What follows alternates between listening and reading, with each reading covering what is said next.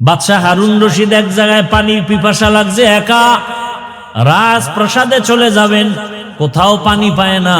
হঠাৎ একটা ঝুপড়ি পাইলেন, ভাঙা ঘর। ওই ঘরে গিয়া একটু বাহির থেকে আওয়াজ দিলেন, আমাকে একটু পানি দাও পিপাসা নিবারণের জন্য।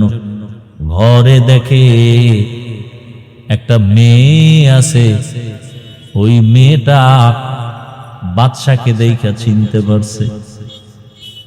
আমার দেশের বাদশা, সে পানি দিবে দূরের কথা, সে গাছ থেকে ফল আইনা জুস বানাইয়া তারপরে বাদশার হাতে দিছে। এবার বাদশাহ হারুন রশিদ কয়, হেরে মা, তুমি আমাকে একটু পানি দিবা, কিন্তু পানির বদলে তুমি গাছের থেকে ফল আইনা জুস বানায় তুমি আমাকে দিলা, এরপরে পানি, তাও আবার তুমি শরবতের মতো বানায়া সাইকা দিলা চাকনি দিয়া, কারণ কি? মেয়েটা ডাক দিয়ে কয়, বাদশাহ আমিরুল মুমিনিন, আমি আপনাকে জানলাম, চিনলাম, সম্মান করেছি। আল্লাহর বিধান, রসুলের বিধান, যদি একজন পথিক সে আমার মেহমান, যদি মেহমানদারি করার মতো করতে পারি, আল্লাহ আমার মেহমানদারির ব্যবস্থা করবেন আরো সুন্দরভাবে। বাদশাহ হারুন রশিদ খুশি না বেজার? একটু পানি চাইছে, ফলের জুস পাইছে। রাজপ্রাসাদে গিয়া, ঘরে গিয়া পরামর্শ কইরা সিদ্ধান্ত নিলেন, আমি হারুন রশিদের ছেলের জন্য এই মেয়েকে ঘরে নিয়ে আসব। যেমন কথা তেমন কাজ। এই হারুন রশিদের স্ত্রীর নাম জানেননি? জানেন না? হ্যাঁ, কি? জোবায়েদা খাতুন। যেই জোবায়েদা খাতুনের নামে আজও মক্কার পার্শ্বে আছে নহরে জোবায়েদা। পানির নহর কেটে কেটে মানুষের, হাজিদের পানির ব্যবস্থা করেছিল বহু দূর এরিয়া নিয়া। ইন্তেকালের পর আমি কিতাব দেখলাম, স্বপ্নের মধ্যে একজনকে দেখানো হলো, তার আপন এক আত্মীয় জিজ্ঞাসা করে, জুবায়েদা কবরে আপনার কি হালাত? জুবায়েদাকে আল্লাহ আমাকে মাফ করে দিছেন। কি বলবেন, নাউজুবিল্লাহ না সুবহানাল্লাহ? তো আত্মীয় বলতেছে, আপনাকে আল্লাহ মাফ করছেন, কারণ কি? আপনি তো বিশাল কাজ করছেন। বলে, কি কাজ? কয়, আপনি যে পিপাসার্ত মানুষের জন্য বাইতুল্লাহর পার্শ্বে নহর কেটে কেটে পানির ব্যবস্থা করছেন। কয়, না, আল্লাহ আমাকে এইটার উসিলায় মাফ করে নেই। তাহলে বলে, আমি তো আশায় ছিলাম, এই কারণে আল্লাহ আমাকে মাফ করে দিবেন। কিন্তু দুঃখ, যখন আমার এই কথা জানতে পারলাম, আল্লাহর আদালতে আমার এটার দ্বারা মাফ হবে না। কারণ আল্লাহ বললেন, ও জুবায়েদা, তুমি যেই নহর কাটছো, এটা তোমার রাজকীয় সম্পদ। তুমি যদি টাকা না পাইতা, টাকা না থাকতো, তাহলে তুমি নহর কাটতে পারতা না, অনেক টাকা লাগছে।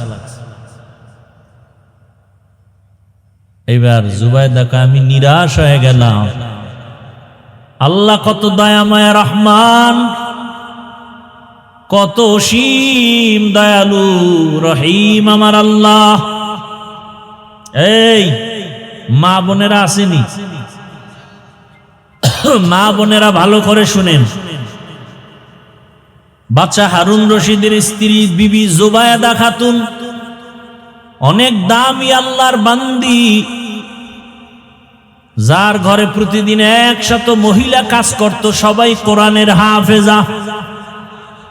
সে নিজেও কি কোরআনের হাফেজা। কেমন আল্লাহ তারে দিছেন, 24টা ঘন্টার সেকেন্ডে সেকেন্ডে তার ঘরে কোরআনের তেলাওয়াত। এরে আম্মা জান, আপনি তো জুবায়েদা না, তবে তার মতই তো নারী। আপনি কি পারেন না 5 ওয়াক্ত নামাজে 5টা সূরার তেলাওয়াত করবেন? ফজরের নামাজের পরে পড়বেন ইয়াসিন ওয়াল কুরআনিল হাকীম। যোহরের নামাজের পরে তেলাওয়াত করবেন সূরা ফাতাহ অথবা সূরা আর রহমান। আসরের নামাজের পরে তেলাওয়াত করবেন সূরা নাবা আম্মা ইয়াতাসাআলুন।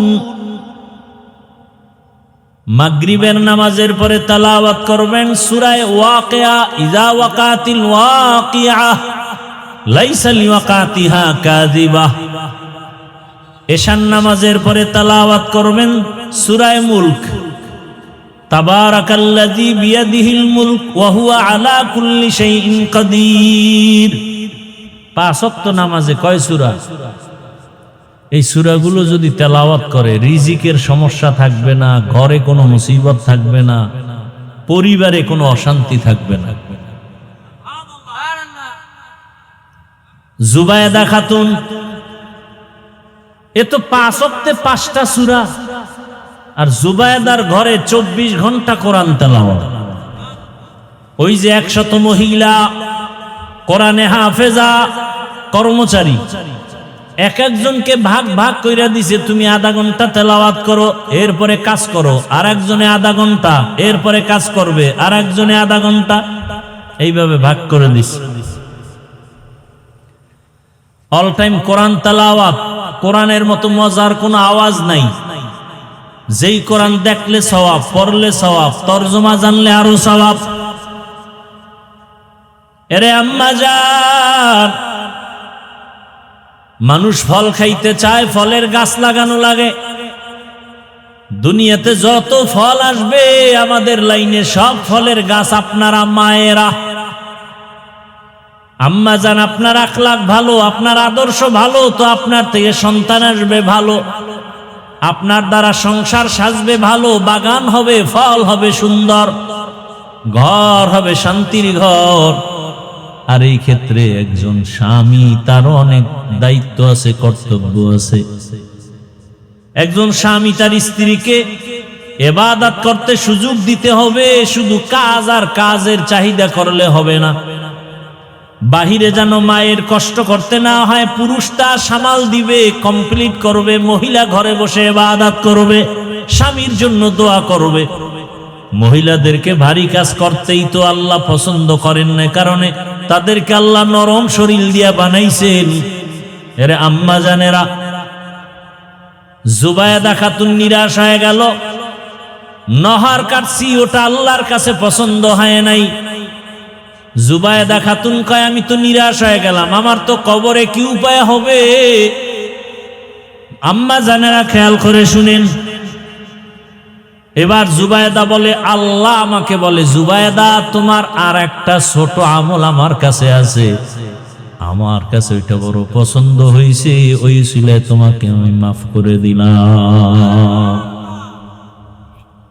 কি আমলটা শুনবেন? বিশেষ করে মা বোনদেরকে বলছে, আপনারাও মাদেরকে এটা শোনাবেন, আপনারাও আমলটা করবেন। আল্লাহ কয়, জুবায়েদা তোমার একটা ছোট আমল আমার কাছে পছন্দ হয়েছে। কি? তুমি খানা খাইতে বসছো, খানা খাইতে বসার পরে খানার লোকমাটা মুখে দিবা, ঠিক মুখে দেওয়ার আগেই আজানের শব্দ শুরু হয়ে গেছে। তুমি লোকমাটা মুখের কাছে নিয়েও দেও নাই, লোকমাটা রেখে আজানের সম্মান বজায় রাখতে গিয়ে তুমি মাথার দুপাট্টা টেনে দিয়েছ। মহিলারা কিন্তু এটা করে। আজান, অনেক মহিলারা দুনিয়াদার জেডিও দিত, আজানের সময় গান চালায়। তুমি দুপাট্টা টেনে দিয়েছ।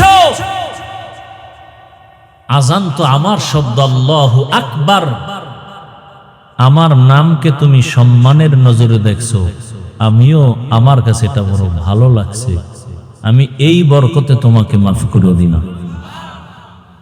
আর আজানের সময় দোকানপাটে গান চলে, টেলিভিশন চলে,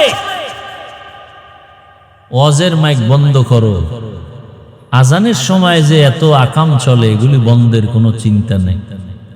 দেখেন সব মানুষের তুলনায় যাগো ঈমান ভালো, এগো পরীক্ষা আরো বেশি, মুসিবত আরো বেশি।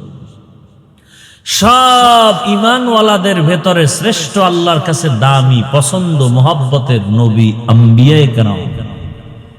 হিসাব করে দেখেন, বয়ান টয়ান আপনারা যা শুনেন জানেন, নবীদের উপরে মুসিবত কম না বেশি? এই যে কোরবানি গেল কয়েকদিন আগে, কত বড় মুসিবত, পরীক্ষা আল্লাহর পক্ষ থেকে, যে সন্তানকে ছুরি দিয়া জবাই করো।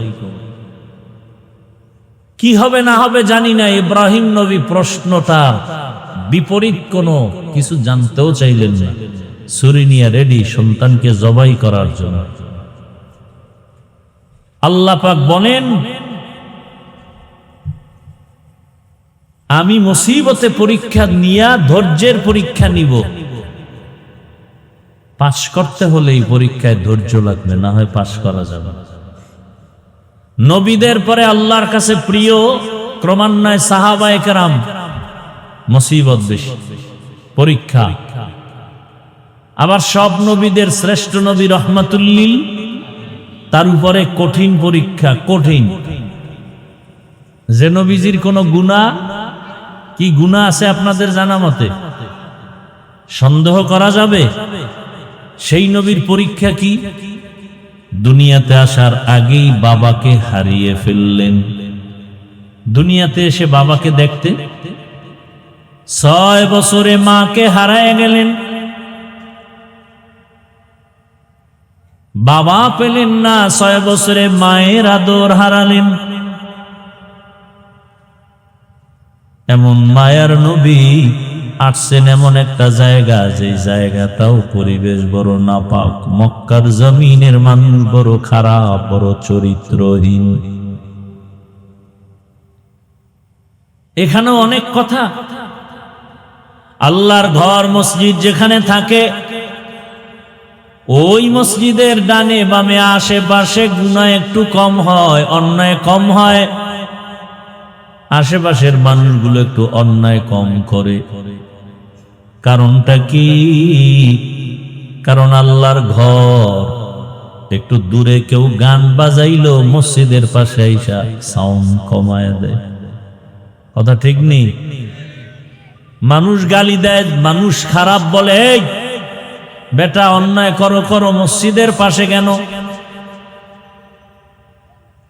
কিন্তু উল্টা হয়ে গেল বাইতুল্লাহ। যেই বাইতুল্লাহর পার্শ্বের মানুষ সারা দুনিয়ার তুলনায় এত খারাপ, ইতিহাস প্রমাণ করে ওদের মতো খারাপ জমিনে আর কোথাও কোনো মানুষ। কত খারাপ! নারী আর পুরুষ উলঙ্গ হয়ে বাইতুল্লাহ একসাথে তাওয়াফ করে। বাবা হইয়া তার কন্যা সন্তান হলেই লজ্জায় কন্যাকে নিজ হাতে মেরে ফেলে। নারীদেরকে পছন্দ করে না, এতটাই তারা জাহেল, মূর্খ, বর্বর। আল্লাহর ঘর বাইতুল্লাহ এমন একটা দামি ঘর, যেই বাইতুল্লাহর দিকে তাকায়া থাকলে, শুধু তাকায়া থাকবে, তাতেই সওয়াব। সুবহানাল্লাহ আসে না? একবার সুবহানাল্লাহ বলবেন, সাথে সাথে জান্নাতে একটা ফলের গাছ হয়ে যাবে।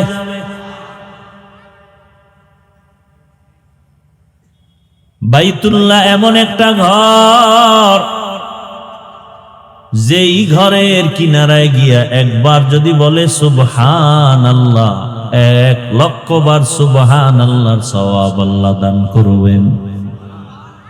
আতিনা ফি দারে দুনিয়া না হাসান, আতিনা ফি দারে উকবানা হাসান, ইয়া গিয়াসাল মুস্তাগীসিন ইহদিনা লাফতিখারা বিল উলুমি ওয়াল গিনা হর গরিতে নেকো তু তৈয়ার হে जो न मांगे उससे तू बेजार है। ভাইরা আমার, ওই বাইতুল্লাহর মানুষ কেন এত খারাপ? মসজিদের আশেপাশের মানুষ বেশি তুলনামূলক খারাপ হতে পারে না, ভালো থাকে। অথচ শ্রেষ্ঠ ঘর, যেই ঘরের মর্যাদা নিয়ে আল্লাহ কোরআনে বলেন, ইন্না আউয়ালা বাইতিন উযিআ লিন-নাস লাল্লাযী বিবাক্কাতা মুবারাকান ওয়া হুদা মুবারাকান ওয়া হুদাল লিল আলামিন।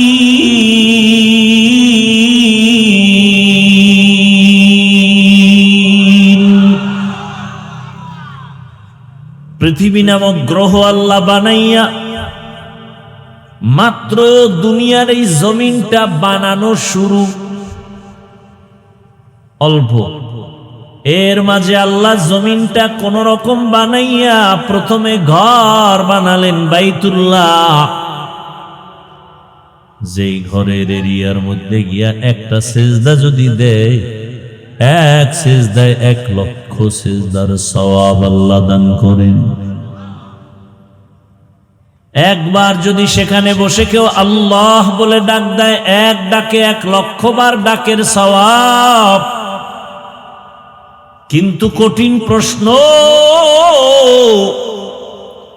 ওই বাইতুল্লাহর পার্শ্বের মানুষ এত চরিত্রহীন কেন যে নারী আর পুরুষ একসাথে উলঙ্গ হয়ে বাইতুল্লাহর 4 দেওয়ালের চতুর্পার্শ্বে তাওয়াফ করে উলঙ্গ?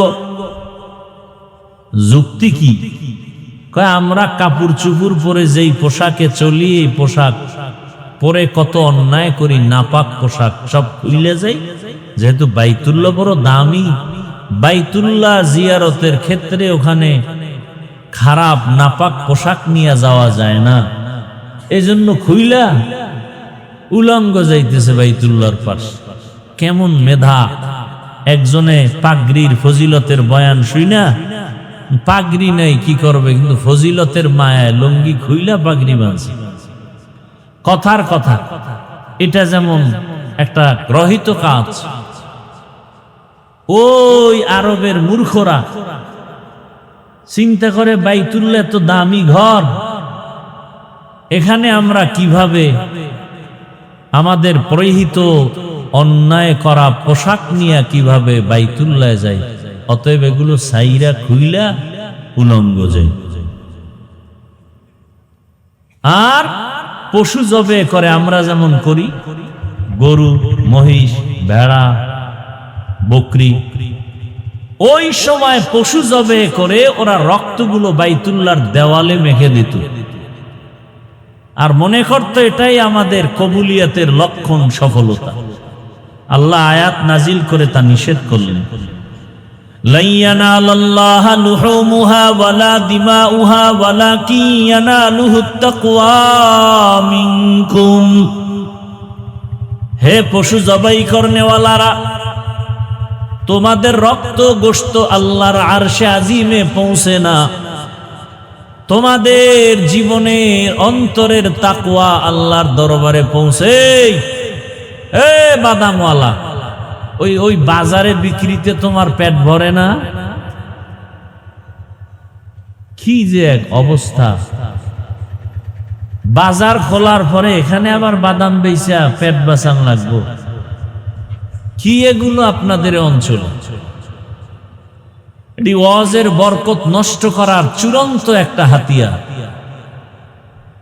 এজন্য ওয়াজ হয় আপনাদের এলাকায়, আরো আমগো সারা দেশের বিভিন্ন জায়গায়। বরকত নাই, ওয়াজ হয়, আমাকে দাওয়াত দিছেন, এখন তো বয়ান করতেই হবে, না করলে উপায় নাই। আন্দোলন শুরু হয়ে যাবে, হুজুরের ভালোবাসা দেখাই দিবে কানে কয়।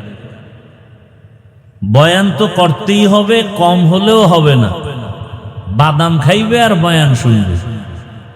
হুজুরের দফা টাইট বয়ান করতে করতে, আর হে বয়ে বয়ে বাদাম খায়, পান খায়, কেউ ফাঁকে ফাঁকে আবার বেয়াদবের মতো বিড়ি ওঠার।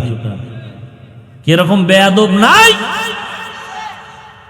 ওয়াজে আইসা আবার বিড়ি টানে, কত বড় বেয়াদব! আল্লাহ হেদায়াত দান করুন। মহব্বতে বলেন আল্লাহুম্মা আমিন। আল্লাহ হেদায়াত দান করুন। কত বড় নির্লজ্জ আপনি চিন্তা করেন। ওয়াজের আশেপাশে বসে, ওয়াজের এরিয়ায় এসে বিড়ি টানে, কত বড় নির্লজ্জ! আর আপনারা ওয়াজের প্যান্ডেলে বসে পান খাবেন, চা খাবেন আর বাদাম খাবেন।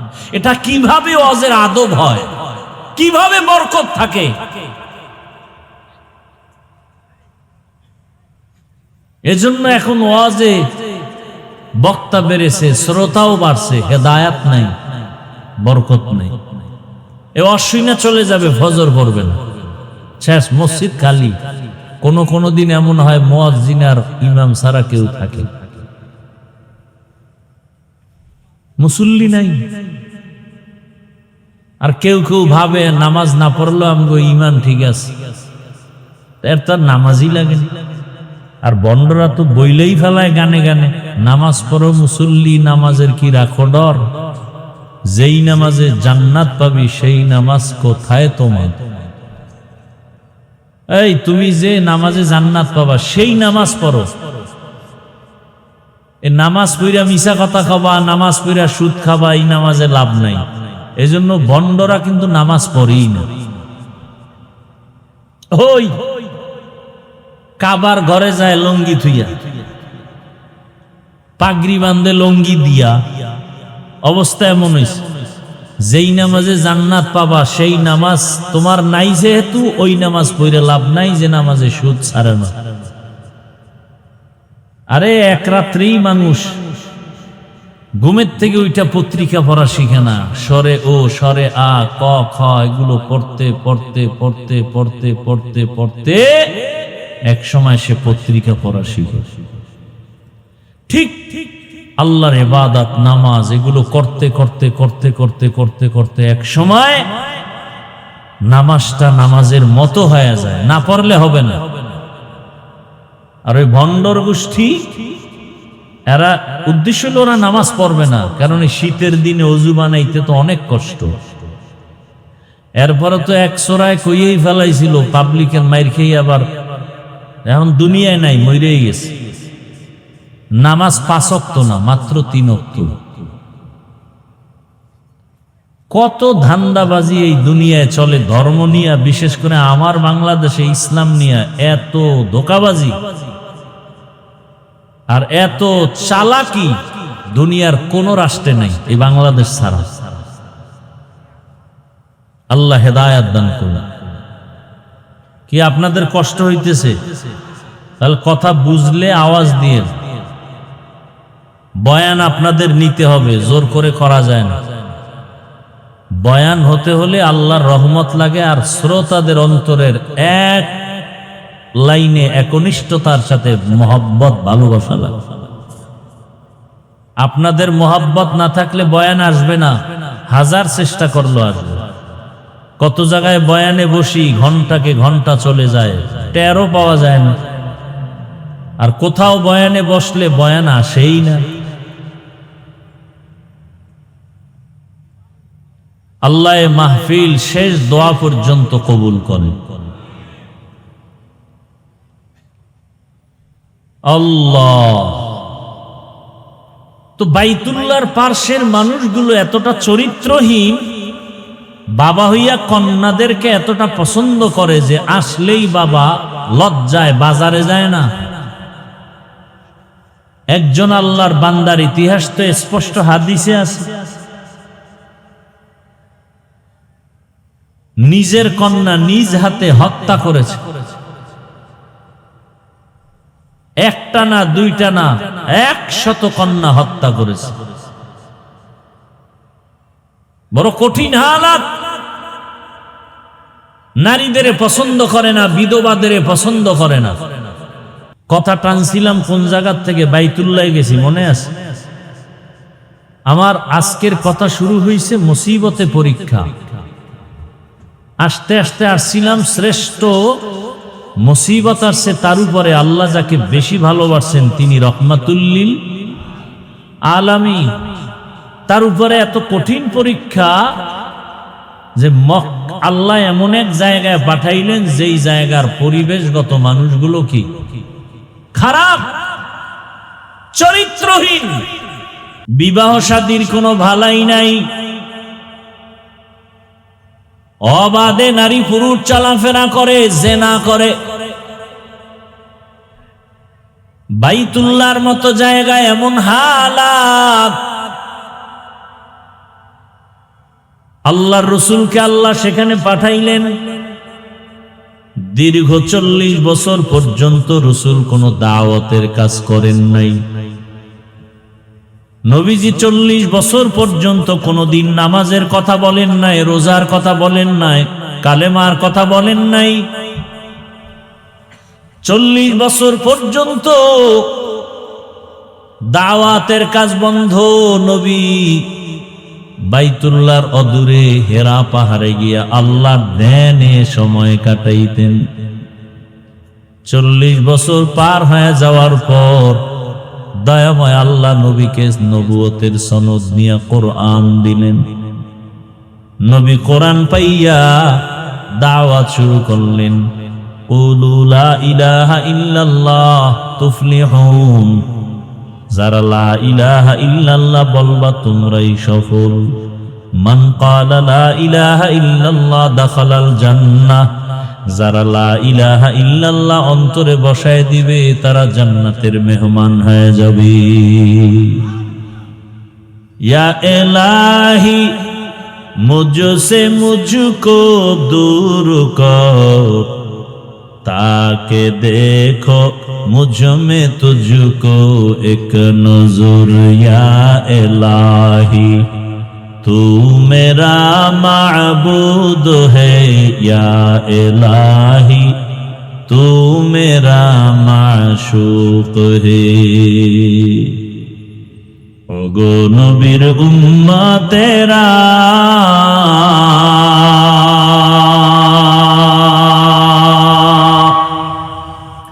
হয়ে আজি দিশাহারা।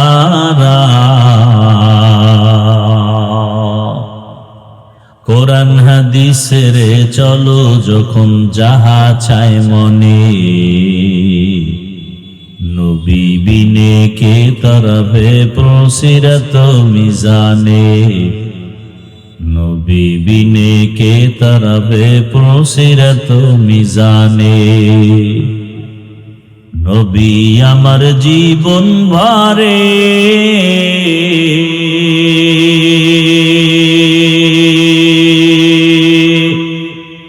দিনের লাগি কষ্ট করে।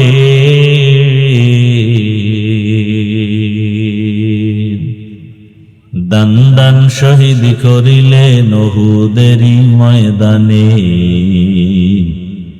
নবী বিনে কে তরবে প্রসিরত মিজানে। নবী বিনে কে তরবে প্রসিরত মিজানে।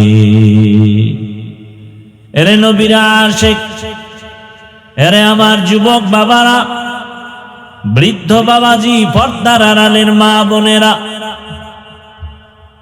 আল্লাহ যাকে বেশি ভালোবাসেন তাকে মুসিবতের পরীক্ষা নেন। দুনিয়াতে যত মানুষ, যত নবীর উম্মত আছে, সব থেকে দামি উম্মত কারা জানেননি? একমাত্র আখিরি নবীর উম্মতেরা শ্রেষ্ঠ।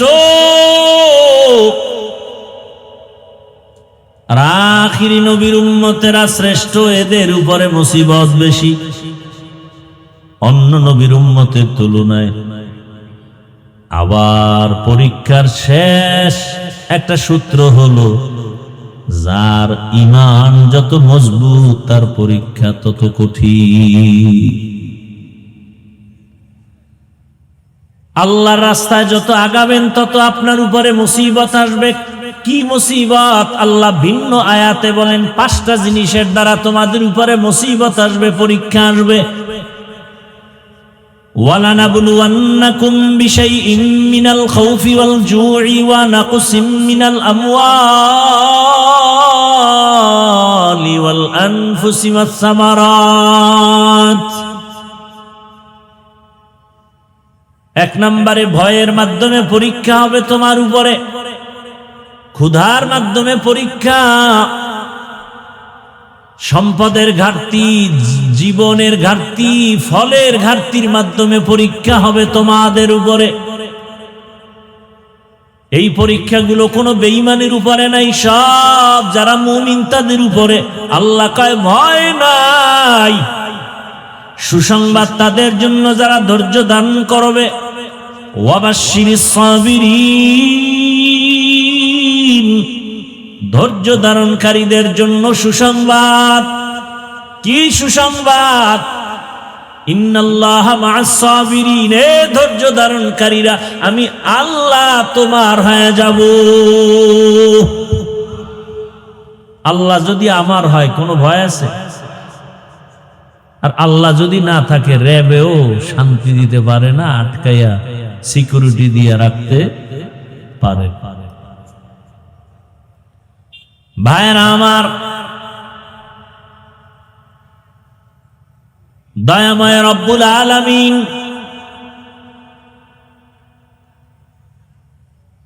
পাঁচটা জিনিসের দ্বারা পরীক্ষা নিবেন ধৈর্যের মাধ্যমে। ধৈর্য ধারণকারী তোমার সুসংবাদ, ইন্নামা ইউওয়াফাস সাবিরুনা আজরাহুম বিগাইরি হিসাব। ধৈর্য ধারণকারীরা তোমরা সুসংবাদ নাও, পরকালে আমি আল্লাহ তোমাদের বিনা হিসাবে জান্নাত দিয়া দিব। জান্নাত চাইনি, এই আল্লাহর বান্দারা, জান্নাত চাইনি হিসাব দিয়া না হিসাব ছাড়া, আল্লাহ কবুল করে। বেহেশত আযা কে আজারে নবাশত, কাসে রাবা কাসে কারে নবাশো। আল্লাহ তাআলা পরীক্ষা করেন যাকে বেশি ভালোবাসেন। এবার আপনারা আমাকে একটু জবাব দেন, আল্লাহ কি নামাজিকে বেশি ভালোবাসেন না বেনামাজিকে ভালোবাসেন? অতএব নামাজির উপরে মুসিবত বেশি আসবে। নবীজি অন্য এক হাদিসে বলেন, আদ-দুনিয়া সিজনুল মুমিন ওয়া জান্নাতুল কাফির। দুনিয়াটা মুমিনদের জন্য জেলখানা, জাহান্নামের মতো বেঈমানের জন্য বালাখানা, জান্নাতের মতো শান্তি। দুনিয়াটা মুমিনের জন্য মুসিবতের ঘর, বেঈমানের জন্য আরামের ঘর। যত শান্তি বেঈমানেরা দুনিয়ায় পাবে, পরকালে কিছুই নাই। আর মুমিন যারা ঈমানওয়ালা, এদের জন্য দুনিয়ায় কষ্ট, পরকালে বিনিময়ে শান্তির ঠিকানা জান্নাত। বেঈমান জান্নাত পাবে না। আল্লাহ তাআলা পরীক্ষা করবেন, তাকে বেশি ভালোবাসেন তাকেই। নামাজিওয়ালাকে আল্লাহ বেশি ভালোবাসেন, পর্দা করনেওয়ালাকে আল্লাহ বেশি ভালোবাসেন, সুন্নতের আমল করনেওয়ালাকে আল্লাহ বেশি ভালোবাসেন। আল্লাহ তাআলা বলেন, ইয়া আইয়ুহাল্লাযীনা আমানুস্তাঈনু বিস-সাবরি ওয়াস-সালাহ। ও মুমিন, ধৈর্য ধারণ করতে পারো না, ভালোবাসার স্কেলেও যেতে পারো না। তুমি যদি জান্নাত পেতে চাও, আল্লাহর পরীক্ষায় পাশ করতে হবে। পাশ করতে হলে ধৈর্য ধারণ করা লাগবে। তবে এই ধৈর্যের জন্য তুমি যদি সাহায্য না পাও চলবে না। আর সাহায্য প্রার্থনা তুমি করো, আমি আল্লাহর কাছে সাহায্য প্রার্থনা করো। সাহায্য চাইতেই হবে, নিতেই হবে, না হয় চলা যাবে না। দুনিয়ার নাইলেও অন্যের সাহায্য না থাকলে চলা যায় না। আখিরাতের লাইনেও অন্যের সহযোগিতা সাহায্য না থাকলে চলা যায় না। দুনিয়াতে আপনি এখান থেকে যদি সাতক্ষীরা যেতে চান, পায়ে হেঁটে যাবেন না মাধ্যম আছে গাড়ি? গাড়ি লাগবে না? নদীর মধ্যে মাছ আছে, ঘরে যদি আনতে চান মাছ ধরিয়া জালে আটকাইতে হবে, তারপরে আনবেন। ঘুমায় ঘুমায় পাবেন না। অন্যের সহযোগিতা ছাড়া হবে না। টাকাওয়ালা বসে বসে টাকার বাহাদুরি করলে হবে না। গরিব ব্যক্তির কাছ থেকে টাকা দিয়া মাছ আনো। বান্দা, তোমার চাল ডালের প্রয়োজন, গরিব লোক দোকান দেয়, চালের দোকান, ডালের দোকান, ওখান থেকে টাকা দিয়ে আনো। তুমি যদি টাকার বাহাদুরি করে বলো আমি টাকা দিয়েই চলবো, কারো সাহায্য নিব না, তুমি পঙ্গু হয়ে মরবা। দুনিয়ার লাইনে সাহায্য ছাড়া চলা যায় না। একজন শিক্ষক না থাকলে সে ভালো লেখাপড়া করে ভালো আদর্শমান মানুষ হতে পারে না। শিক্ষক না থাকলে, অন্যের সাহায্য ছাড়া একটা অক্ষর শিখা যায় না। অন্যের সহযোগিতা ছাড়া লেখাপড়া শিখা যায় না। কোরআনের তাফসীর শিখবে কিভাবে? নিজে নিজে? এত সহজ? তো আখিরাতের লাইনেও অন্যের সাহায্য লাগবেই। আল্লাহ বলেন, সাহায্য চাও এমন একজনের কাছে যার মধ্যে কোনো অভাব নাই। কারণ অভাবীর কাছে যদি সাহায্য চাও, সে তার অভাব পূরণ করতে গিয়ে তোমার চাহিদা পূরণ করতে পারবে না। জমিনে তাকায় দেখলাম এমন একটা মানুষ নাই যার অভাব নাই। দুনিয়াতে যত টাকাওয়ালা দেখেন ওদের অভাব, যত টাকা বেশি তাদের অভাব তত বেশি। কিন্তু একজন খুঁজে বের করেন যার অভাব নাই, তিনি আমার আল্লাহ। আল্লাহ বলেন, ইয়া আইয়ুহান নাস আনতুমুল ফুকারাউ ইলাল্লাহ ওয়াল্লাহু হুয়াল গানিয়্যুল হামিদ।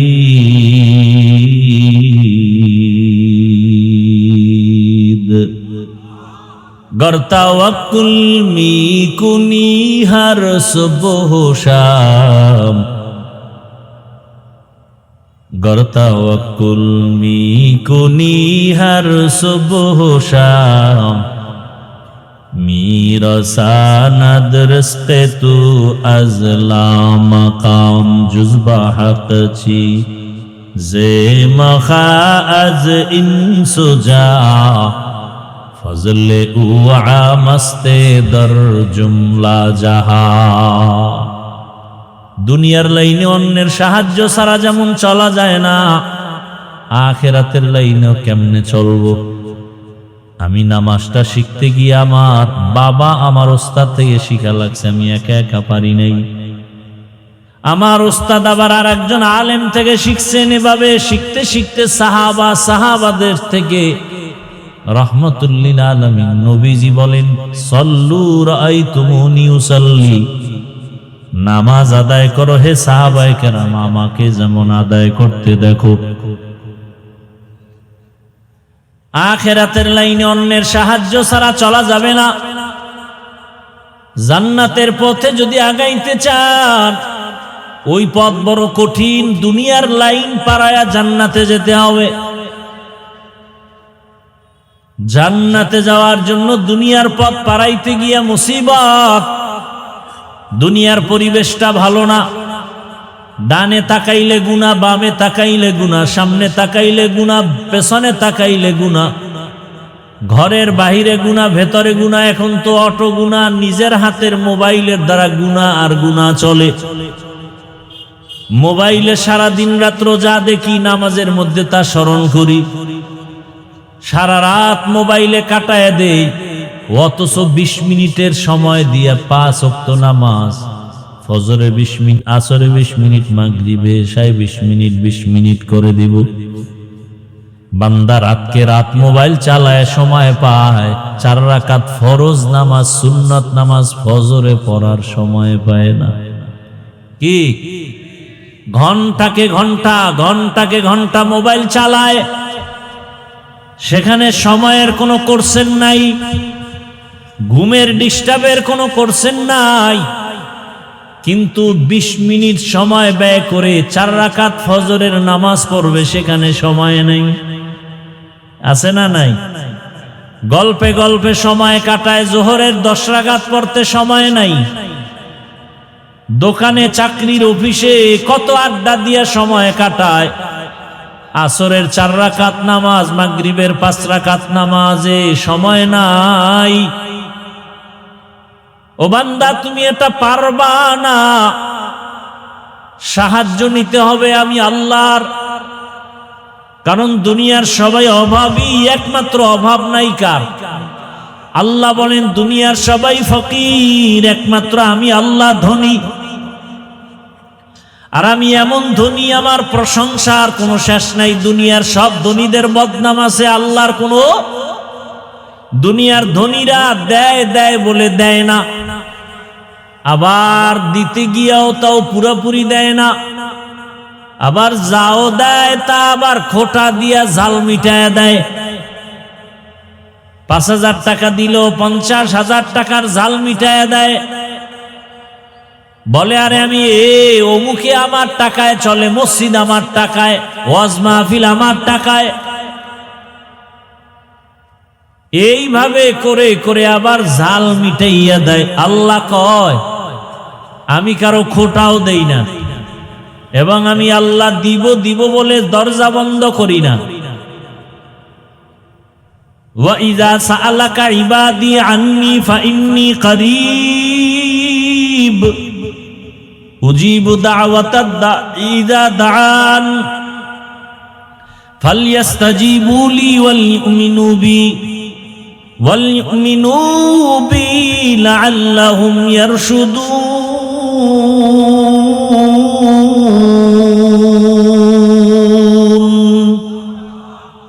ওয়া ইযা সাআলাকা আন্নী ইবাদি, বান্দা যখন আমার কাছে প্রশ্ন করে, চায়,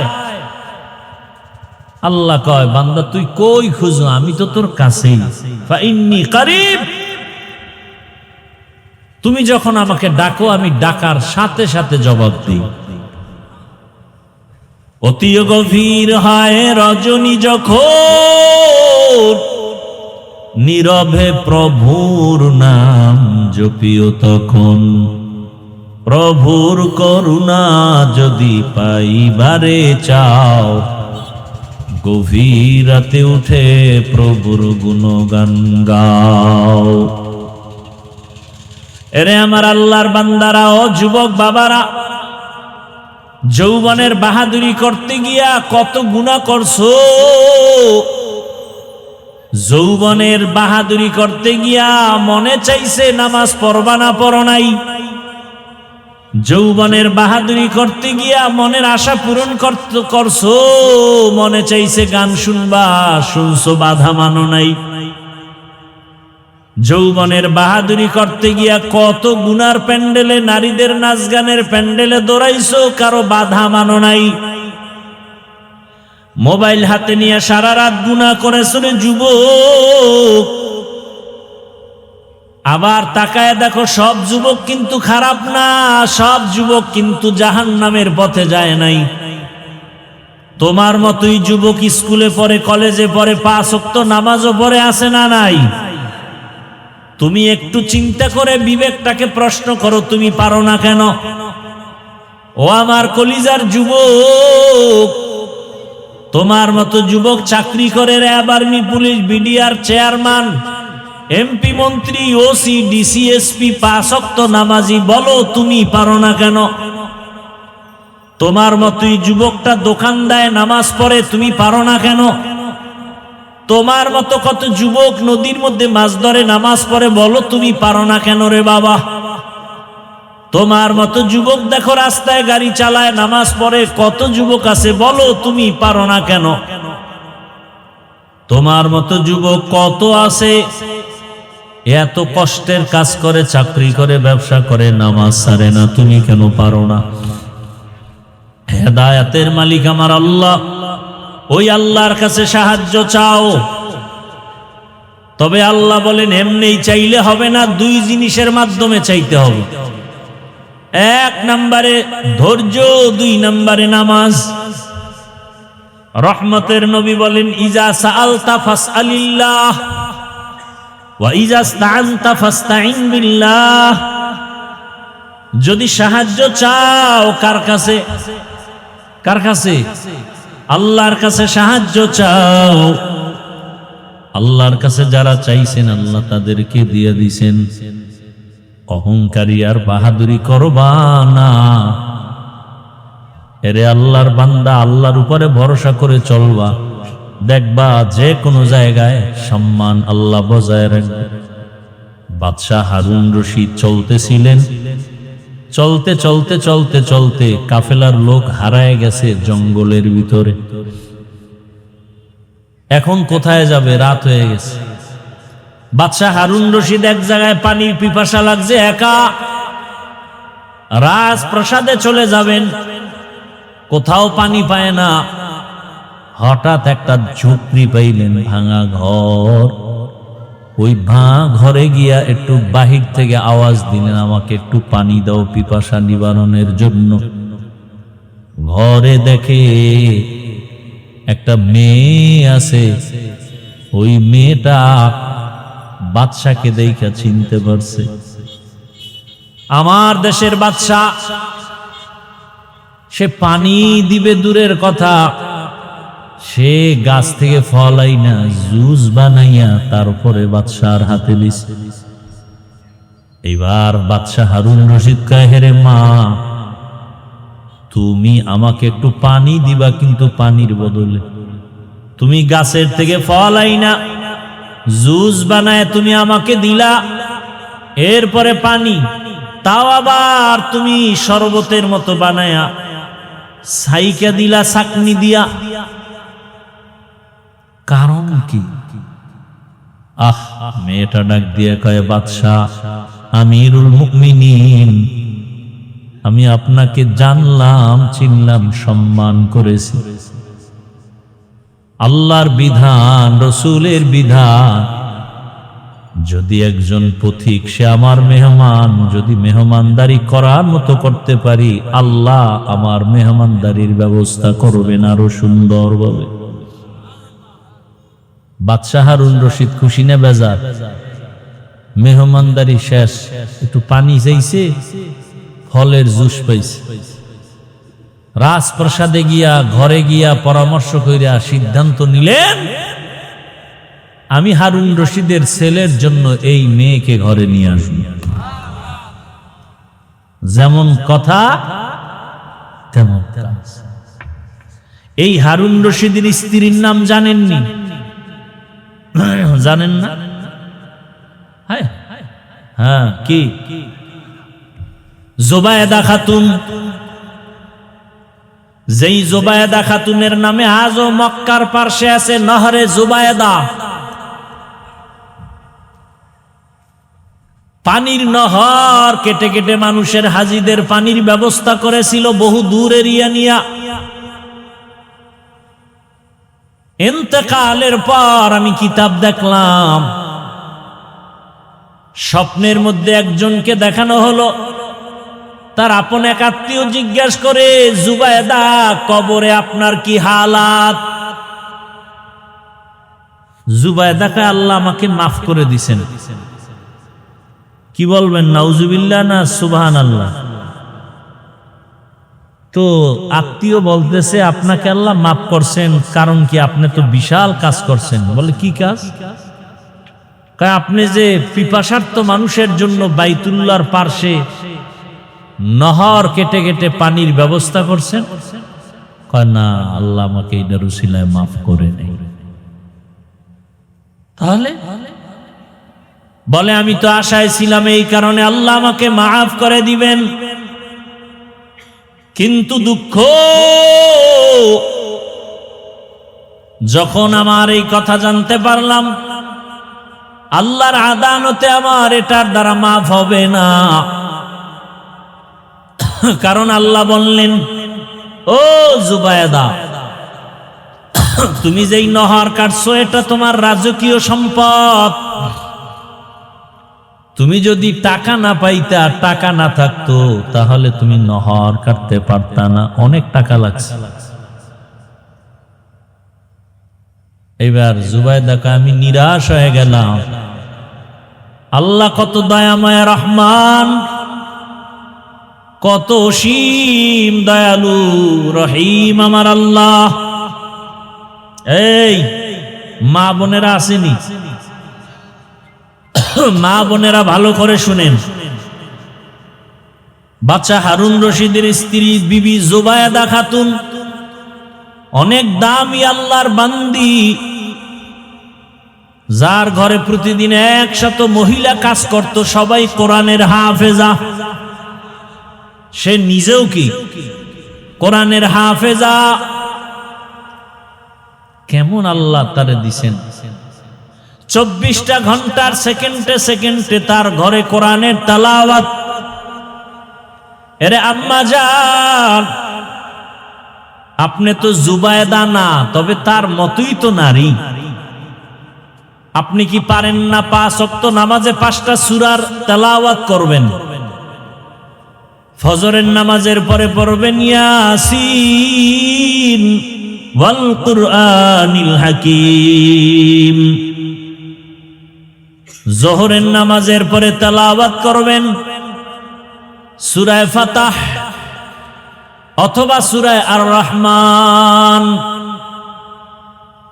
আসরের নামাজের পরে তেলাওয়াত করবেন সূরা নাবা আম্মা ইয়াতাসাআলুন।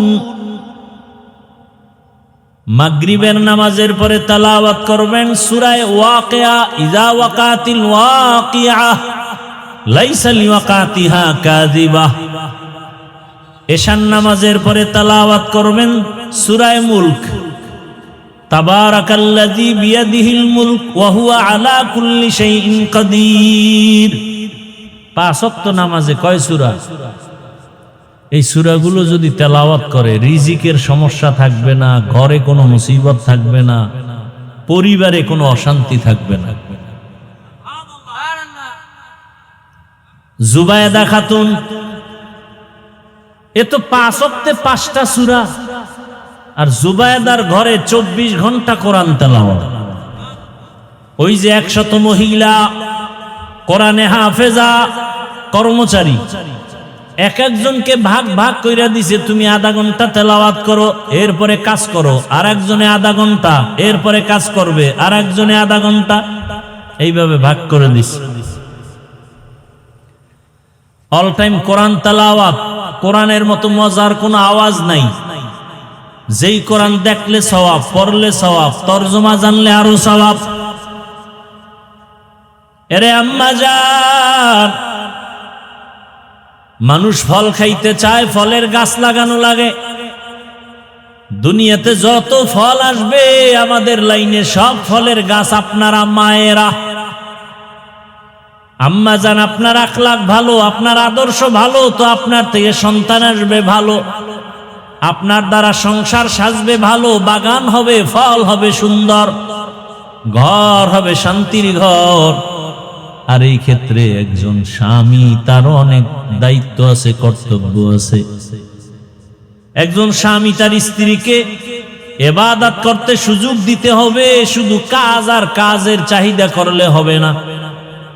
বাহিরে যেন মায়ের কষ্ট করতে না হয়, পুরুষটা সামাল দিবে, কমপ্লিট করবে। মহিলা ঘরে বসে ইবাদত করবে, স্বামীর জন্য দোয়া করবে। মহিলাদেরকে ভারী কাজ করতেই তো আল্লাহ পছন্দ করেন না, কারণে তাদেরকে আল্লাহ নরম শরীর দিয়া বানাইছেন। এর আম্মা জানেরা, জুবায়দা খাতুন নিরাশ হয়ে গেল। নহর কাটছি, ওটা আল্লাহর কাছে পছন্দ হয় নাই। জুবায়দা খাতুন কয়, আমি তো নিরাশ হয়ে গেলাম, আমার তো কবরে কি উপায় হবে?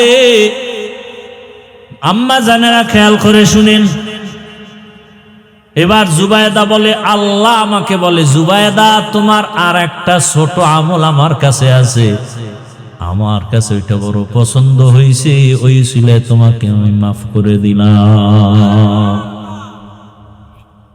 কি আমলটা শুনবেন?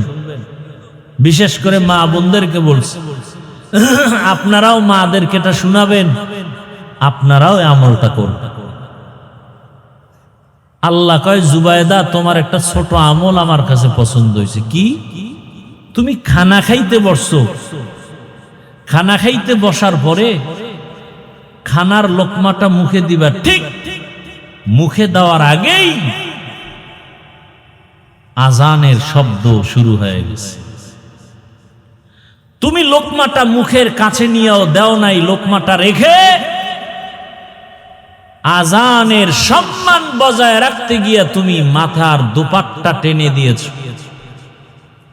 মহিলারা কিন্তু এটা করে, আজান অনেক মহিলারা দুনিয়াদার জেডিও তো আজানের সময় গান চালায়,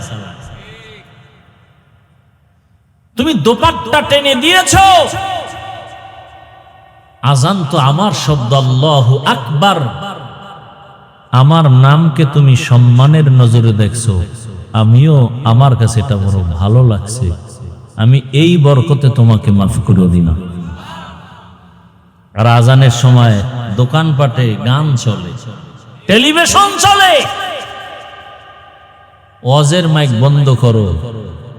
আজানের সময় যে এত আকাম চলে, এগুলি বন্ধের কোনো চিন্তা নেই। ও আমার যুবক বাবারা, পর্দার আড়ালের মা বোনেরা, আপনাদের মতো কত মা 5 ওয়াক্ত নামাজ পড়ে, পর্দা করে, স্বামীর মাল হেফাজত করে, অভাব নাই। ও আমার যুবক বাবারা, অনুরোধ করি তওবা করে নাও। বৃদ্ধ বাবাজি, আপনাদের মতো কত বুড়ারা নামাজ পড়ে, মসজিদে যায়, আপনারা পারেন না কেন?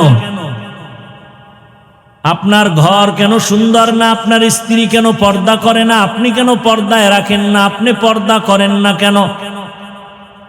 আপনি তো একজন ঘরের দায়িত্বশীল গার্ডিয়ান, আপনাকেও দায়িত্ব বজায় রেখে একটা সন্তানকে আপনি ডাক্তার বানাবেন, ইঞ্জিনিয়ার বানাবেন, সেই পরিবেশটা ঘরের মধ্যে সাজায় দেন। ডাক্তার হলেও যেন কোরআন তেলাওয়াত করে। কোরআন তেলাওয়াত করেনওয়ালা ডাক্তারের অভাব নাই, কোরআন তেলাওয়াতকারী নামাজি ইঞ্জিনিয়ারের অভাব নাই। অতএব পেছনের গুনাহ থেকে তওবা করেন হে যুবক। আল্লাহর কাছে মনে মনে বলেন, হে আল্লাহ, তোমার কাছে সাহায্য চাই। আজকে থেকে ধৈর্যের মাধ্যমে নামাজ আদায় করবো, আর নামাজ ছাড়বো না, বেপরদায় চলবো না, দাড়ি কাটবো না, মা বাবার সাথে বেয়াদবি করবো না। ওলামায়ে কেরামের দোয়া নিয়া, মা বাবার দোয়া নিয়া, শিক্ষকের দোয়া নিয়া চলবো, গুনার থেকে বেঁচে থাকবো। জীবনে তো কম গুনাহ করি নাই। মনে মনে আল্লাহকে বলেন আর তওবা করেন, জীবনে তো গুনাহ কম করি নাই, দাড়ি কম কাটি নাই, নামাজ কম বাদ দেই নাই, বেপরদায় কম চলি নাই। ও আল্লাহ, আজকে থেকে তওবা করলাম, নামাজ ছাড়বো না, বেপরদায় চলবো না, মা বাবাকে কষ্ট দিব না। মুরব্বীদের দোয়া নিয়া, উলামায়ে কেরামের দোয়া নিয়া চলবো। ও আমার যুবক, অনুরোধ করে বলছি, তোমার জীবনটাকে সাজাইতে হলে চরিত্রহীন বখাটে বন্ধু ছেড়ে দাও, এবং তোমার মুরব্বীদের সাথে বেয়াদবি করবা না, মা বাবার দোয়া নিয়ে চলবা। যদি জীবনটাকে সুন্দরভাবে সাজাইতে চাও, সময়ের কদর করো, গুনাহের থেকে নিজেকে বাঁচাও, বিশেষ করে মোবাইল থেকে নিজেকে দূরে রাখো। দেখবা চরিত্র সুন্দর হয়ে যাবে। না হয় এক মোবাইলে তোমার দুনিয়ার জীবন নষ্ট, আখিরাত নষ্ট হয়ে যাবে। আল্লাহর কাছে খাঁটি অন্তরে তওবা করার যাদের নিয়ত আছে, দুটো হাত আল্লাহকে দেখায়া দেই। আয় আল্লাহ, হাতগুলো কবুল করে নেন, তওবা কবুল করে নেন। তওবার উপরে মজবুত হইয়া চলা তৌফিক আমাদের দান করেন, আমিন। আলহামদুলিল্লাহি রাব্বিল আলামিন, ওয়াসসালাতু ওয়াসসালামু আলা সাইয়্যিদিল আম্বিয়া ওয়াল মুরসালিন ওয়া আলা আলিহি ওয়া আসহাবিহি আজমাইন। ইয়া আরহামার রাহিমিন। আমরা এমন একটা দেশে বসবাস করি যে দেশটাকে বিশ্বের কাছে মুসলমান দেশ বলে পরিচিত, কথা ঠিক? আমরা যে এখানে বয়ানের আয়োজন করেছি, যারা করেছেন এরাও মুসলমান, আমরা যারা বয়ান করতেছি, যারা শুনতেছি, সবাই কি মুসলমান? আবার এরকম ওয়াজে বাধা দেয় এরাও মুসলমান, আছে না নেই? এরা মূলত নামে মুসলমান, কাজের বেলায় এদের অন্তরে নেফাকি, এদের অন্তর খারাপ। মুসলমান কোনোদিন কোরআনের ওয়াজে বাধা দিতে পারে না। আর এখন বাধা দিবে, সেই কারণ কি? এখন অনেক জায়গায় শুনি মাহফিলে বাধা আসে মুসলমানের পক্ষ থেকে। এটা বড় দুঃখের সংবাদ। তো যারা এই ভালো কাজে বাধা দেয় ওরা ভালো মৃত্যু পায় না। ওদের মৃত্যু কি ভালোভাবে হয় না? ওদের মেয়ে ছেলে পরিবারেও শান্তি থাকে না। খবর নিয়ে দেখবেন, ওদের মেয়ে ছেলে নিয়ে কেউ শান্তি পায় না। ওরা নিজেরা নিজেদের জ্বালায় মরতেছে, কথা ঠিক না? আমরা যেন এইরকম গ্রহিত কাজের মধ্যে না যাই, ভালোকে ভালো বলে সহযোগিতা করতে পারি, সে তৌফিক আল্লাহ দান করেন। আল্লাহ কোরআনে বলেছেন, তাআওয়ানু আলাল বিররি ওয়াত তাকওয়া, তোমরা ভালো কাজের সহযোগিতা করো। আপনারা রেকর্ড না করলেও মিডিয়া রেকর্ড করতেছে, একটা কথা কোরআন হাদিসের বাহিরে যাবে না। যেই কথাগুলো কোরআন হাদিস সমর্থিত, আমাদের হেদায়াতের জন্য, আমলের জন্য জরুরি, এই কথাগুলোই বলা হবে। আর এই কথাগুলো তো নতুন না, পুরান কথাই। বিশেষ করে আমি যে বয়ান করি, আমার কথাও সবার জানা মোটামুটি। যাই হোক, দোয়া ছাড়া আর কি করব, ফয়সালা আল্লাহর হাতে। এখন সব দলাদলিতে পরিণত হয়ে গেছে। বক্তা তাও দলীয় বক্তা, শ্রোতাও দলীয় শ্রোতা। কি আছে না নাই? বাস দলের বক্তা আসবে, দলের শ্রোতা আসবে। দলের বক্তা নাই, শ্রোতাও নাই, মনের মতো বক্তা দরকার। এখন সব জায়গায় রাজনীতি ঢুকে গেছে, সব ক্ষেত্রে। আল্লাহ হেফাজত করেন এবং হেদায়াত দান করেন। আমি যে আয়াত পড়েছি, হাদিস পড়েছি, তরজমাটা বলে নেই, এরপরে কিছু ব্যাখ্যা। আল্লাহ বলেন, ইয়া আইয়ুহাল্লাযীনা আমানুস্তাঈনু বিস-সাবরি ওয়াস-সালাহ, হে দুনিয়ার মুমিন। কোন বেঈমান মুনাফিককে আল্লাহ বলেন নাই, যারা মুমিন আল্লাহ তাদেরকে বলেন। ইস্তাঈনু, তোমরা সাহায্য প্রার্থনা করো, বিস-সাবরি ওয়াস-সালাহ, সবর ও সালাতের মাধ্যমে। ইন্নাল্লাহা মা'আস সাবিরিন, নিশ্চিত আল্লাহ সাবিরিনদের সাথেই থাকেন। নবীজি বলেন, মাইয়ুরিদিল্লাহু বিহি খাইরান ইউসিব মিন, আল্লাহ যাকে বেশি মোহাব্বত করেন, ভালোবাসেন, তাকে মুসিবতের দ্বারা পরীক্ষা নেন। আয়াত ও হাদিসের তরজমাটা শেষ। হাদিসের উপরে কিছুক্ষণ কথা। হাদিসে নবী বলেছেন, আল্লাহ যাকে বেশি মোহাব্বত করেন, পছন্দ করেন, তাকে মুসিবত দিয়ে পরীক্ষা নেন। ভালো করে বুঝার চেষ্টা করি। বুঝার মতো মেধা আল্লাহ মানুষকে দিয়েছেন, আর কোনো প্রাণীকে দেন নেই। ভালো মন্দ যাচাই করা, এই মেধা আল্লাহ মানুষকে দিয়েছেন। হাদিসটার তরজমা দুইবার বলেছি, আরো একবার বলি, খেয়াল করেন। মাইয়ুরিদিল্লাহু বিহি খাইরান ইউসিব মিন, আল্লাহ যাকে বেশি ভালোবাসেন, পছন্দ করেন, মুহাব্বত করেন, তাকেই মুসিবত দিয়ে পরীক্ষা করেন।